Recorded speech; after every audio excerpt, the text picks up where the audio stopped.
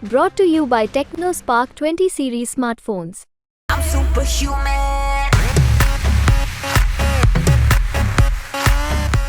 इस इलेक्शन को डेफर करवाना चाहती हैं वो सब बीजेपी की पार्टीज हैं।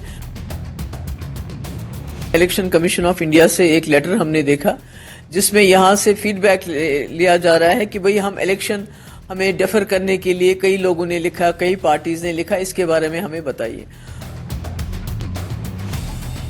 आपने सब कुछ तो छीन लिया जम्मू कश्मीर के लोगों से, अब उनसे ये हक भी छीनना चाहते हैं, वो किसको चुनना चाहते हैं। ये इतनी बड़ी साजिश आप सिर्फ इसलिए कर रहे हैं कि महबूबा मुफ्ती को पार्लियामेंट से बाहर रखना है। उस आवाज को रोकने के लिए आप इतना बड़ा धोखा करना चाहते हो जम्मू कश्मीर के लोगों के साथ, उनका भरोसा तोड़ना चाहते हो। देखिए, जो कल से हम देख रहे हैं इलेक्शन कमीशन ऑफ इंडिया से एक लेटर हमने देखा जिसमें यहां से फीडबैक लिया जा रहा है कि भाई हम इलेक्शन हमें डेफर करने के लिए कई लोगों ने लिखा, कई पार्टीज ने लिखा, इसके बारे में हमें बताइए।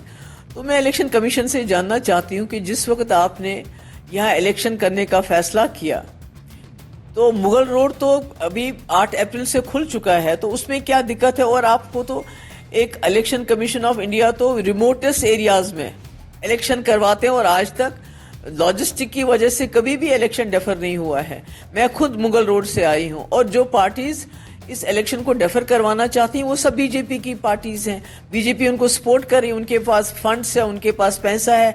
हम जैसी पार्टी के पास तो इतना पैसा नहीं कि हम और 20 दिन इलेक्शन मुहिम चलाएंगे। हमारे तो गरीब वर्कर अपनी जेब से पैसा खर्च करके मेरी इलेक्शन मुहिम चला रहे हैं।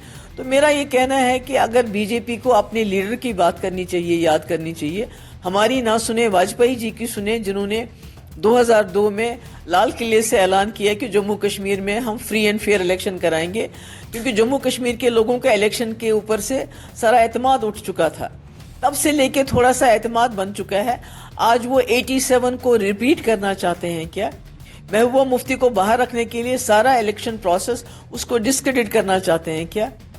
ये किस किस्म की साजिश है कि 10 दिन रह गए इलेक्शन में और आप कहते हैं कि अब खाली जो पीर पंचाल में तो खाली मुगल रोड नहीं है, यहाँ तो और भी रोड्स हैं। और क्या उनको पहले मालूम नहीं था कि जब तक मुगल रोड टनल नहीं बनता है तब तक ये रास्ता ऐसे ही चलता रहेगा, कभी भी बंद हो सकता है। तो इसका मतलब है वो हमेशा इलेक्शन डिफर करवाएंगे।